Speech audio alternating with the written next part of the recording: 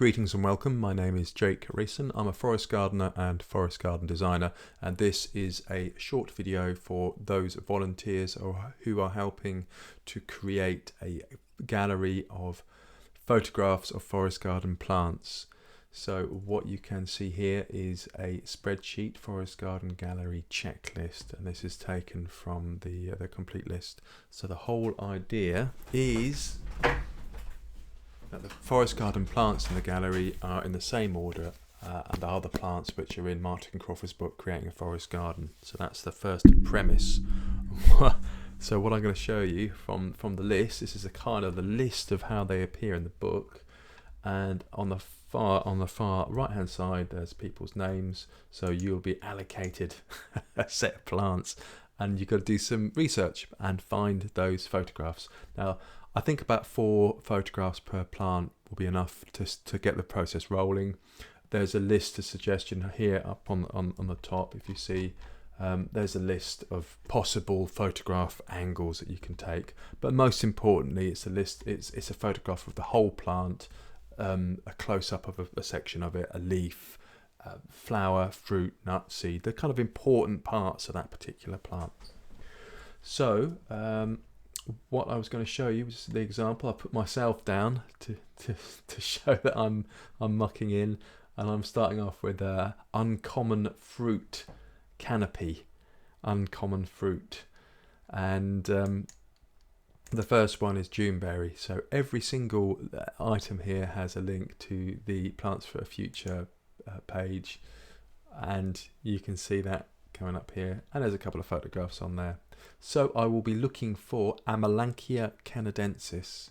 So I know the name of it, and I shall go first of all to Wikimedia Commons and search for Amelanchier canadensis. Now you can search for the common name as well to see what comes up, but you're normally better off with the Latin name. You'll get more specific photographs coming back, and we can see here we have got photographs. Oh, fantastic! So there's one of some bark. There's flowers. There's unripe berries. There's ripe berries. Hopefully there'll be a whole tree there, so you can see. You can see quite a lot of them. Or I can view all 500 at the same time as well. And all of the photographs on here are Creative Commons. So Creative Commons is a particular license, which is why we only ever look for Creative Commons license stuff, because that means we can share it. All right, so make sure it's Creative Commons, and everything on Wikimedia is Creative Commons. So I'm going to take a photograph of I'm going to go for the photograph of the bark. So a little bit boring, but what the hell. Whoa, there it is. Lovely. So fantastic. This is all the information on this particular page. And I'm going to make a note of all this information. Now, rather than filling in forms, I looked at using forms. That's a bit too complicated. What I settled on was sending an email. So if you go to this page here, forestgarden.wales, forestgarden.wales/photos, there is there's a link which is email plant photos, and that comes up with an email. It should start your email program, and there's just some forms, there's some details there for you to fill in. So plant name, Juneberry, ID is what number it is on the list. Oh good lord, so the number is 32. This down here, you can see here, 32. So every single plant on the spreadsheet's got a number associated with it to make it easy to find. And so I just put in ID 32. PFAF link, it's that one there. Copy that, paste that in. Plant description. What did I say? Useful for windbreaks. Oh, I'm going to make this up a little bit. Useful for windbreaks. Edible berries, useful windbreaks, edible berries, and pretty blossom, or something like pretty white blossom. There we go. And there's in the email that's created, there's a little caption for each of there's a little space for each of the bits of detail. So first of all, the URL. So I'll go back to Wikimedia. I'll copy and paste this URL here, and this helps the editor who's putting that file onto the gallery database. It helps them to locate the file much easier. So I'll copy the URL, the web address, and I'll paste that in here. Alt text.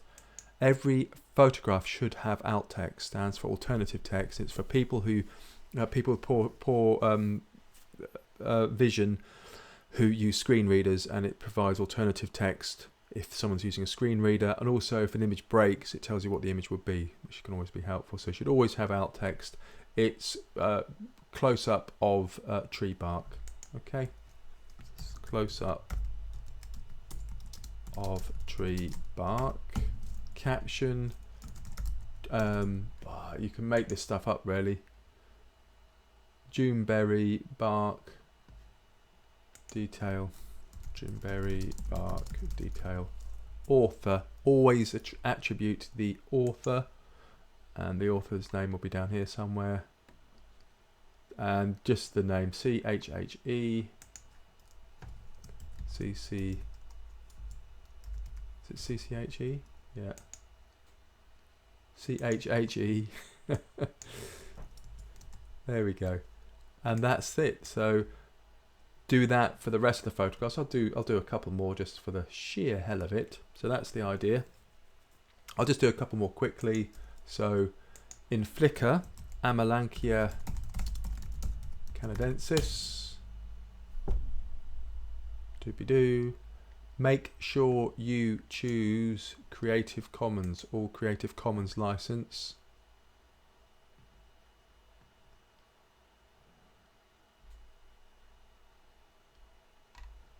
There we go. And oh, leaf, nice leaf. Oh, berry. Oh, it's a lovely one of the berries. There we go. Okay, and it's the same process. So click on the photograph. Whoa, don't want to click on that much. Click on the photograph you want. What you can do. You don't need all of that. So you don't need the whole URL, you just need the first bit, the Flickr URL. Paste the whole URL in if you want. So copy the URL, alt text, close up, red berries, caption, ripe, ripe red Juneberries. I'll do author, Yamatsu. There we go. So that's the second one. And Google Images. Let's have another go. We'll look for. I'll stick with Amelanchier canadensis. And this time, under Tools, if you search for usage rights, Creative Commons licenses. Okay. And I'm gonna get a leaf. Oh, a leaf. Oh, a nice leaf. I think around about, oh, that a whole plant. There we go. That's a good one. And quite often this will take you back to Wikimedia anyway, but Google very often gives you better search results, that's all. So that's good. So that's the URL. Alt text would be what would the alt text be on that one? Bare leaf, shrub in spring. Shrub in spring in sunlight. Caption, Juneberry showing shrubby qualities or something. Author down here. Plant image library. So this is all the information goes into the email. I'll just do one more on Pixabay. Amelanchier canadensis. Whoa, look, just one, only one, but that's a cracker. That's a cracker. So copy the URL, paste that in, alt text, white, bountiful white blossom. There we go. Caption, white blossom of Juneberry. Author. Who's the author? Desalb. Okay, that's fair enough. Desalb in caps. Desalb. Okay, so those are that's what you do for each plant. So get 4. If you want to get more in, then use the same format. You can click on that link again, or you can you can click on that link again and get another email up. But this is the format that you want. You can copy and paste them in. So copying and pasting that information from your searches, from your image searches, and we're going to do that for each plant. So there's there's quite a few plants there. So I hope that makes sense. And then I press send. Hey, it's sent, and it shall arrive to me shortly, guaranteed. Come on then. Oh yeah. I love the way I don't get my own email. Oh, come on. There we go. Right, so I get the email.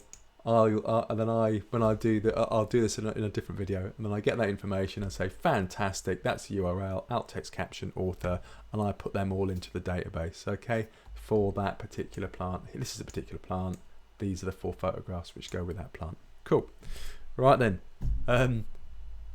Good. Good luck.